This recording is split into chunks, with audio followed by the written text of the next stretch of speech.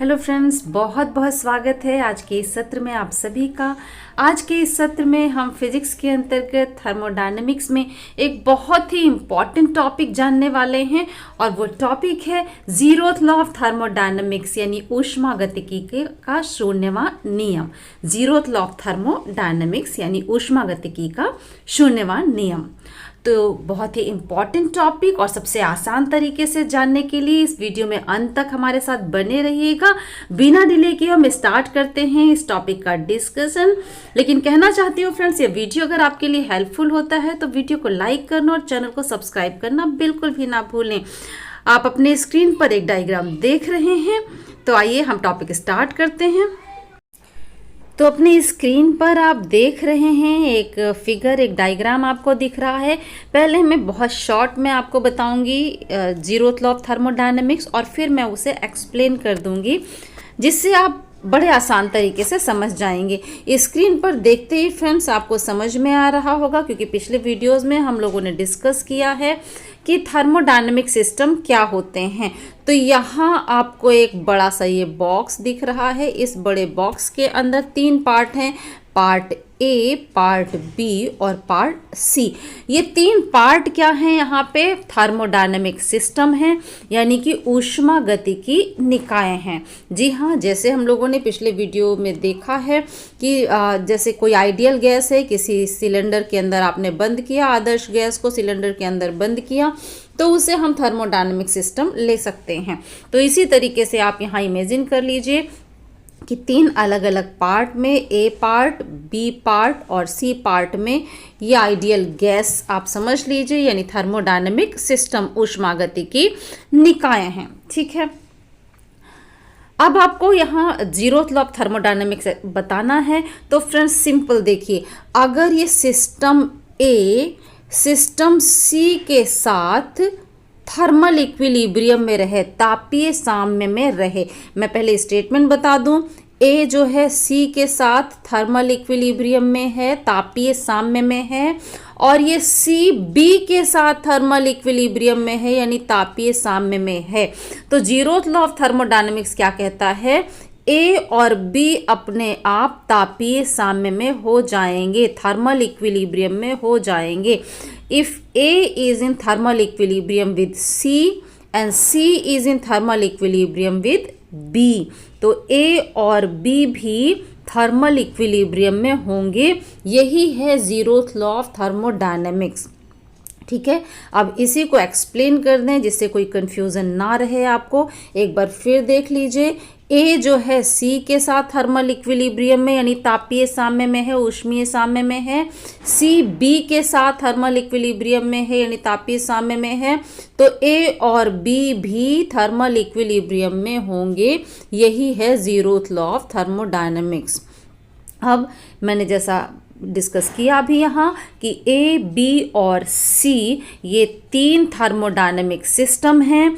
Diagram देखते ही आपको clear हो रहा होगा कि ये जो सेपरेशन वाली बाउंड्री है, ये वाली जो बाउंड्री बनी हुई है, ये कैसी है? हीट कंडक्टिंग वॉल की है।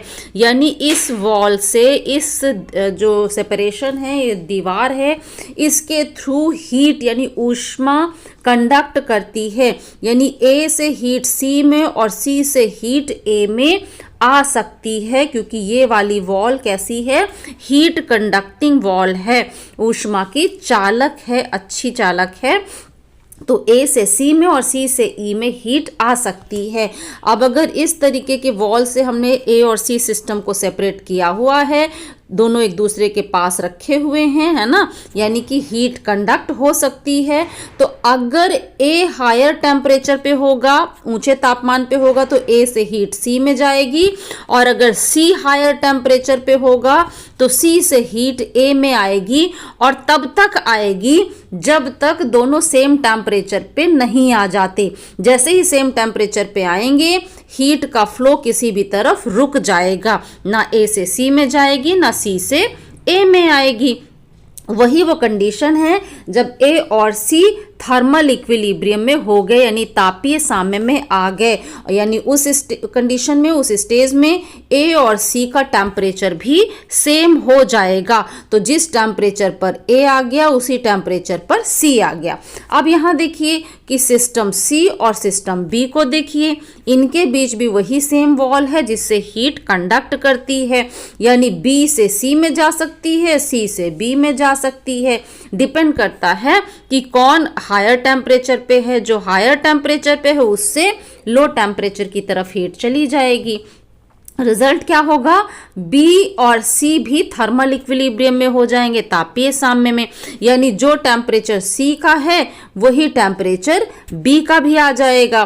तो अगर ये T आ गया है तो यहाँ पे भी T हो जाएगा।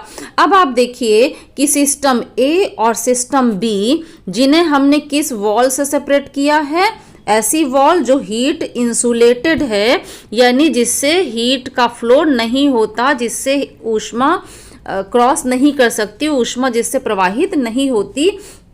एक ऐसी वॉल से हमने ए और बी को सेपरेट किया है, यानी ए से बी में हीट नहीं जाएगी और बी से ए में हीट नहीं आएगी, किसी भी टेम्परेचर पे बने रहे, है ना। ए चाहे जिस टेम्परेचर पे हो, बी चाहे जिस टेम्परेचर पे हो, ए से बी में और बी से हीट में, ए से बी में और बी से ए में हीट नहीं जाएगी। ठीक है, सेपरेशन आप देख पा रहे हैं।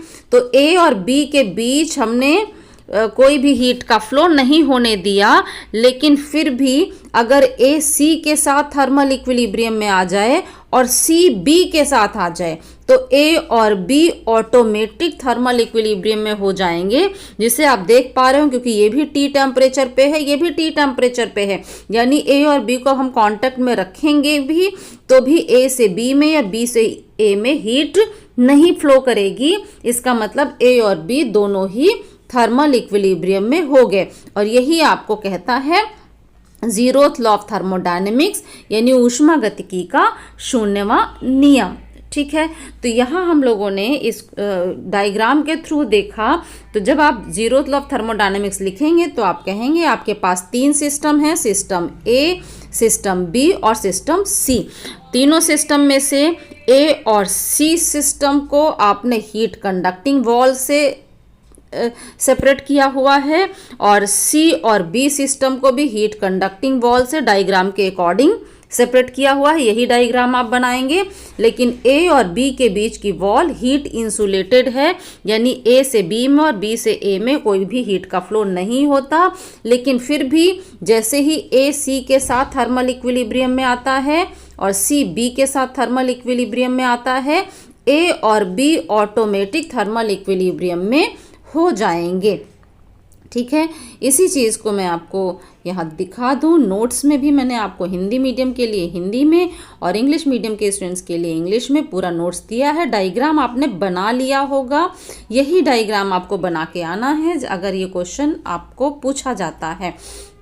If two system A and C are in thermal equilibrium, ठीक है, and C is in thermal equilibrium with B, A और C से थर्मल इक्विलिब्रियम में है और C B के साथ भी थर्मल इक्विलिब्रियम में है, then A and B will also be in thermal equilibrium with each other। ठीक है, इसी को हम कहते हैं जीरोथ लॉ ऑफ थर्मोडायनेमिक्स। ठीक है, यहाँ एक और चीज़ याद रखने की है कि ये जो जीरोथ लॉ ऑफ थर्मोडायनेमिक्स है इसी को हम कहते हैं law of thermal equilibrium.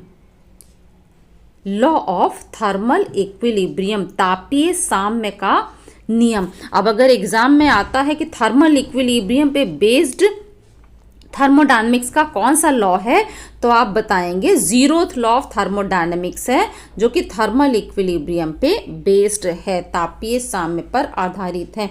Hindi में यदि दो निकाय ए और सी ऊष्मीय साम्य में हो और सी बी के साथ भी ऊष्मीय साम्य में हो, ए सी के साथ है और सी बी के साथ है, तो ए और बी भी एक दूसरे के साथ तापीय साम्य में होंगे। यह ऊष्मागतिकी का शून्यवां नियम है, जो कि तापीय साम्य का नियम भी है। तो फ्रेंड्स, ये था ऊष्मागतिकी का शून्यवान नियम यानी जीरोथ लॉ ऑफ थर्मोडायनामिक्स। आज के वीडियो में अंत तक हमारे साथ बने रहने के लिए आप सभी का बहुत बहुत धन्यवाद। आगे की जानकारी के लिए देखते रहिए आगे के वीडियोस। Thank you.